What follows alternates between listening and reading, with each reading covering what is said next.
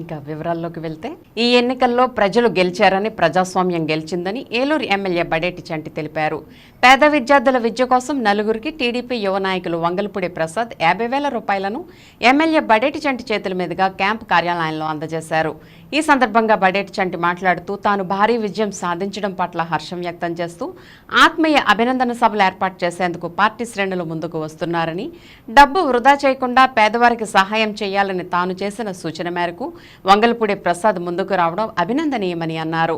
రాష్ట్రంలో నియంతలా రాక్షస పాలన చేసిన జగన్మోహన్ రెడ్డిపై ప్రజలు ఓటనే ఆయుధంతో తిరుగుబాటు చేసి తరిమి కొట్టారని చెప్పారు. నిరంతరం తన వెంట నడిచిన వారింటికి తానే స్వయంగా వెళ్లి కలుస్తానని ఆయన ప్రకటించారు. కార్యకర్తలకు అండగా ఉండాలని చెప్పారు.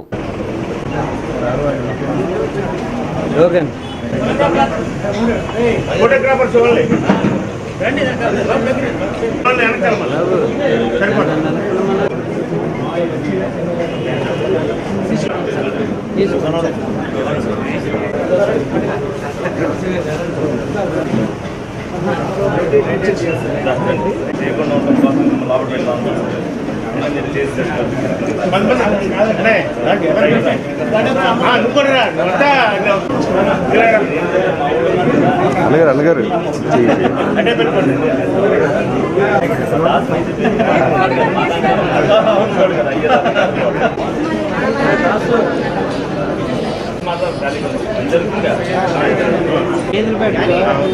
ఓకే లేట్ అయిపోయింది. తీర్తా అన్న ఒకసారి చూడండి, అశోక్ అన్న చూడండి. ఓకే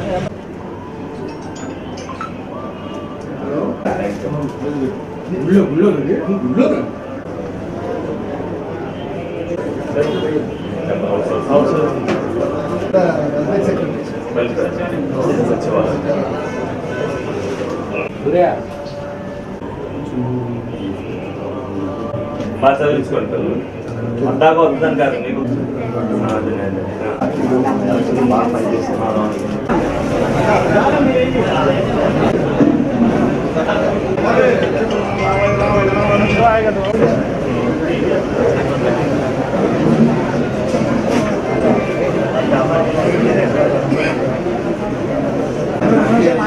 ఓకే 100-200 అయిన తర్వాత అలాగే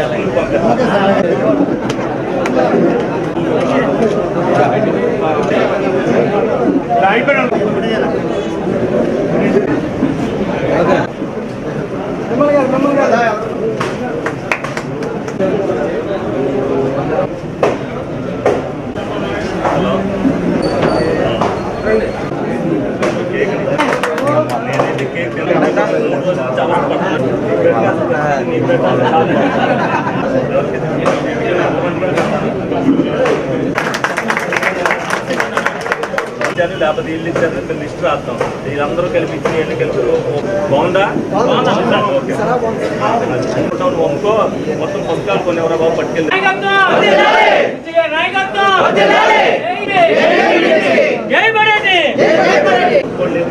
5 సంవత్సరాలకు ఒకసారి 5,000-6,000 తెలుసు. ఎవరికైతే ఆరోగ్యం బాగోలేదు ఆ 5,000 రూపాయలు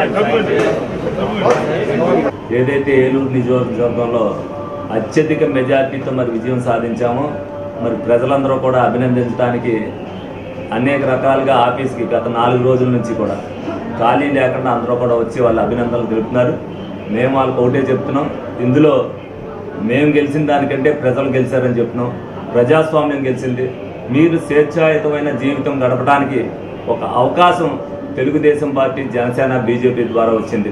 గత 5 సంవత్సరాలుగా ఏదైతే రాక్షస పాలన సాగిస్తున్నారో, ఒక నియంత పాలన సాగిస్తున్నారని మేము చెప్పామో దానికి అన్నిటికీ కూడా ప్రజలు మౌనంతో ఓటనే ఆయుధంతో చూపించారు. మేము అలా చూపించాలని కోరుకున్నాం. మేము చెప్పిన దానికంటే అత్యధికంగా చూపించి ప్రజలు వాళ్ళ విశ్వాసాన్ని, వాళ్ళ అభిమానాన్ని చాటుకున్నారు. తప్పనిసరిగా రేపు బాధ్యతతో మేము చేయాలి. అలాగే అనేక మంది మాకు అభినందించడానికి అభినందన సభలు పెడతారని చెప్తుంటే నేను వద్దని చెప్తున్నా.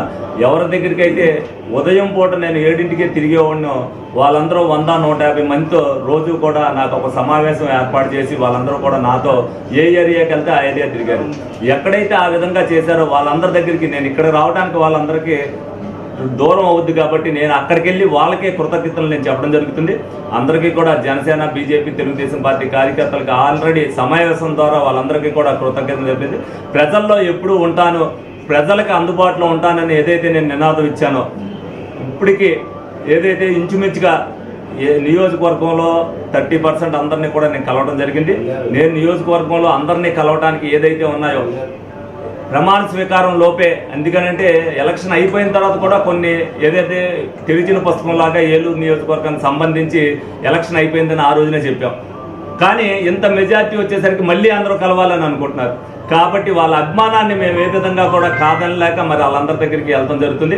అలాగే అభినందన సభ చెప్తానని చెప్పి వంగల్పూడి ప్రసాద్ ఒక 50,000 ఖర్చు పెట్టి చేస్తానని చెప్తే నా కోసం నువ్వు 50,000 ఖర్చు పెట్టద్దు, ఎవరైనా చదువుకునే పిల్లలకి ఎవరికైనా ఇస్తాయి ఉపయోగపడతాయని చెప్పాను. ఎవరైతే చదువుకున్న పిల్లలు ఉన్నారో ఒక నలుగురికి ఒక్కొక్కరికి 9,000 రూపాయలు చొప్పున చదువుకు అయ్యే ఫీజు ఖర్చుల నిమిత్తం మరి వంగల్పూడి ప్రసాద్ ఇవ్వడం జరిగింది. మరి అందరూ అలాగే, ఎందుకంటే రూపాయలు అనవసరంగా వేస్ట్ చేయడం అనవసరం. ప్రజలకు అనేక విధాలుగా నా దగ్గరికి అనేక సాయాలు కోసం నా దగ్గరికి వస్తారు. అది ఒక మొదటి సూచికగా ఉంటుందని నేను అందరికీ కూడా మన సందేశం ఇవ్వడం జరిగింది. దానికి మరి ప్రసాద్ స్పందించి ఏదైతే అన్నయ్య చెప్పాడో నేను ఆ విధంగా ఇస్తానని చెప్పాడు. ముందుగా ప్రసాద్ని అభినందిస్తున్నాను. ప్రతి ఒక్కరు కూడా ఎవరైతే ఈ విధంగా చేయగలుగుతారో నా దగ్గరికి వచ్చటం కాదు, నా కోసం డబ్బులు ఖర్చు పెట్టడం కాదు, అది పేద ప్రజలకు ఖర్చు పెట్టాలని చెప్పి వాళ్ళకి చేయూత ఇవ్వాలని చెప్పి మనస్ఫూర్తిగా కోరుకుంటూ సెలవు తీసుకుంటాను.